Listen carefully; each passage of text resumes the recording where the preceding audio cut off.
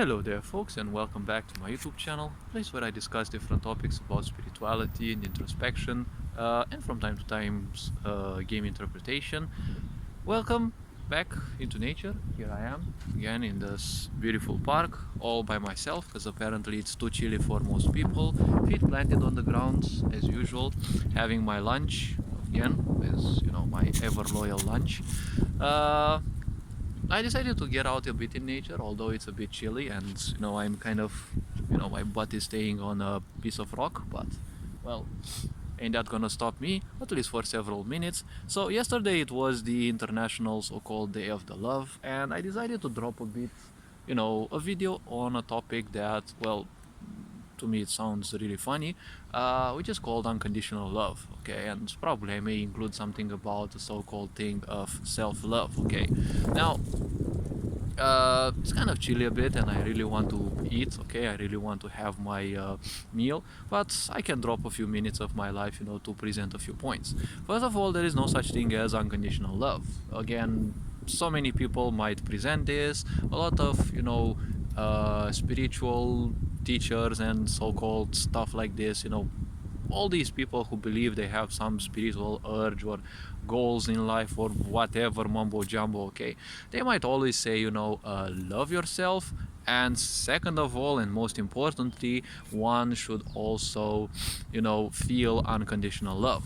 Now, first of all, is there anything like unconditional love? Okay, well, let's dive a bit in a programmer mindset. Okay, because, well, I'm slowly and surely becoming a programmer. I've been working in game development and game design for like 2 years, almost. Like next month specifically, it's gonna be 2 years.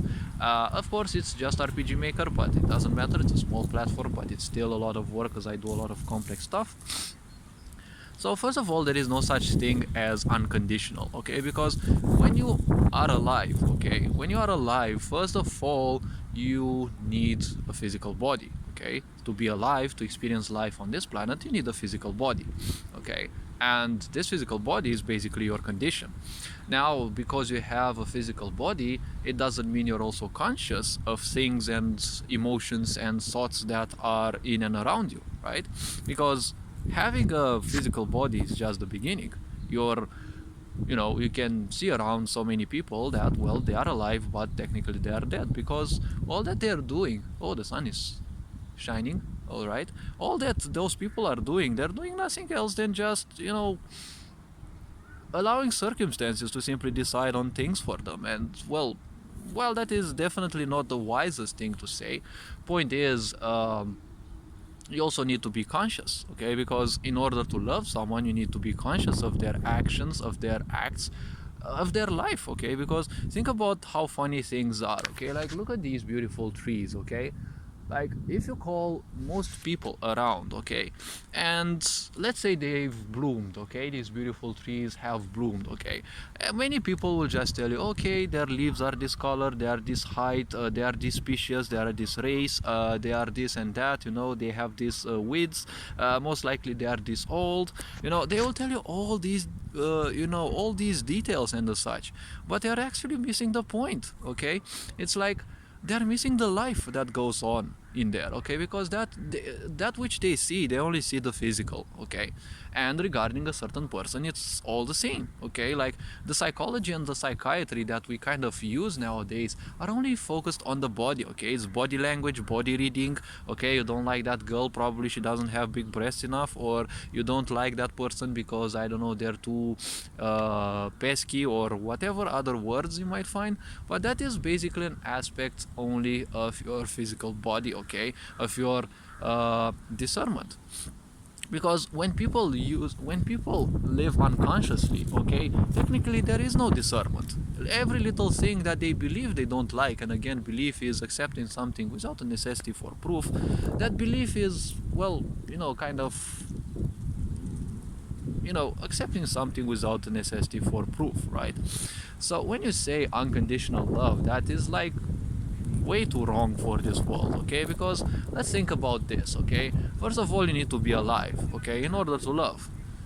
Can unconscious spirits love? Well, unconscious spirits may not necessarily love. They might be in a vibration, okay, which is all loving and the such. Probably they are discarnate beings, so they had once a body and they shed it, and they died, they passed away in a loving atmosphere. So the emotion and feeling that they feel is one, let's say, somewhat of love still, okay. But not having a discerning mind and also lacking a body, you also lack the limitations that the body has, because the body can feel a certain amount, okay. There's a limit to how much pain, how much anger, how much resentment, how much of these aspects one can actually feel, right? So when we think about this, okay, it's, first of all, you need to be alive, okay. So you need to be alive, you need to breathe in, you need to do a lot of things, because being alive requires a lot of things, even if they are unconscious, okay. You still need to breathe, you still need, in order to be alive, you need to breathe, you need to eat, you need to do all sorts of things, right? In order to be alive, there are technically billions of conditions going on in your body, right? Like cells dividing the way they should, this and that, your immunity system fighting diseases, you taking care of your body. So there's technically all sorts of conditions just for you to be alive. Many people do these unconsciously, which is quite the little problem in a way, and hence they have the impression that love is just something that flows in the air. Love is not something that flows technically in the air. Love is more like a vibration that you connect to, and you become more like a river. Imagine yourself like being a dam, okay, and you're technically opening, okay, and allowing that so-called river of love to simply flow through you.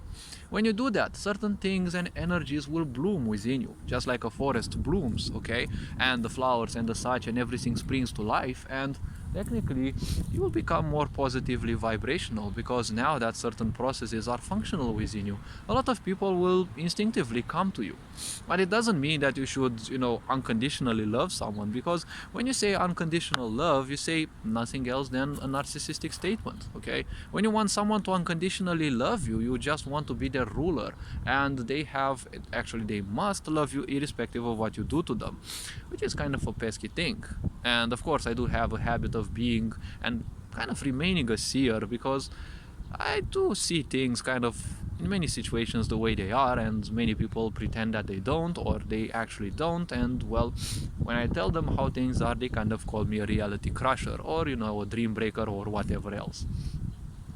So then comes the second question: what about self-love? Well, obviously, if I'm making a video on these are just two myths that I'm busting right away, because there's technically no such thing. Okay, first of all, love is not, as I've said, is not something that you create. Okay, it's not you give love to someone. You just allow love to flow through you, and well, other people who simply live by you, they may feel a little bit of that, because it will flow through your whole aura, right? And your auric field can be felt on 2, 3, 4 meters, right? That's why when you stay near certain people, you might feel that there's something off with them.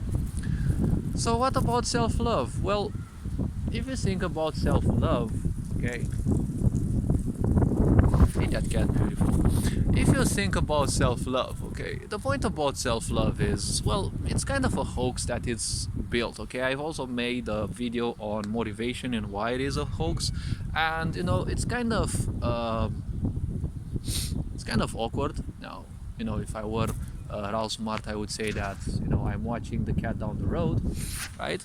And the point is, self-love simply doesn't exist, okay? You only say self-love if you're kind of narcissistic, okay? Because there is no such thing as self-love, okay? You're not loving yourself. Only narcissistic people do that. So you're kind of failing. There are so many people that want to live this idea of spirituality, but they don't understand that spirituality is actually the next level of illusion, because it's definitely become a corrupt word, okay? Everyone nowadays is spiritual. Everyone nowadays saying that if they hear tinnitus, they're suddenly spiritual, and certain things are happening around. There are ghosts or angels or whatever around them. There are so many energies that go on around, and it's not about angels and the such. There are all sorts of energies and aspects that are simply dissipating, because you're no longer consciously thinking about them. They're no longer serving you, and thoughts are nothing else than things that they come and go, right? They are just thought forms. They are beings that come and go, and they're being around you. They are again unconscious. Just by being around you, they will give a certain feel, a certain impulse, okay? Because You only act from the standpoint of your thoughts when you are impulsive, right? When you are technically said unconscious. So spirituality, okay, is something far more advanced, okay, than just speaking about stuff that you only, logically accept through the point of your mind, because the mind and spirituality don't go together, okay. The spirituality, the realms of spirituality start there where the mind stops to understand, okay, because the mind is only a survival tool, and I've been telling this. The mind is represented by the three first chakras of the body, right? The Muladhara, the Swadhisthana, and the Manipura, right? The survival of the self, the survival of, societal survival, let's say, and also the survival of the self in the sense that, the mental state, okay? The survival of the individual is that of the Muladhara, okay? And that is basically bodily survival, okay? Then comes societal survival and self-survival, okay? Self-sustenance, which is more like the aspect of the mind.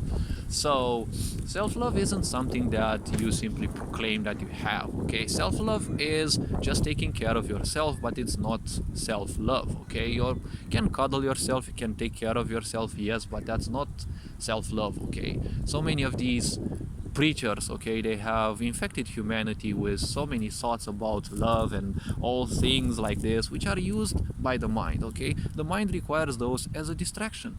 Once you use these as a distraction, you're technically, weakening yourself and your resolve, because the more you feed your mind with thoughts and stuff, the more distractions you're giving it, the more ways to distract you actually you're giving it. So self-love isn't existing, okay. You just connect to love, you become more loving just because you are connected to that, and you will automatically become more sensitive to certain things. Once you become more sensitive to the processes that the body has to fulfill so that you can experience this life, more likely you will become capable or willing actually to take more care of it, right? Like breathe better, eat healthier, do more walking and such. It's becoming quite chilly outside, I can say. Okay, so all this being considered, well, I'm giving this video and just dropping it as a reminder that not everything that you hear from people has to necessarily be true. Keep becoming introspective to learn more about yourself. You're loved and appreciated. Take care of yourselves. Benny John Board signing out.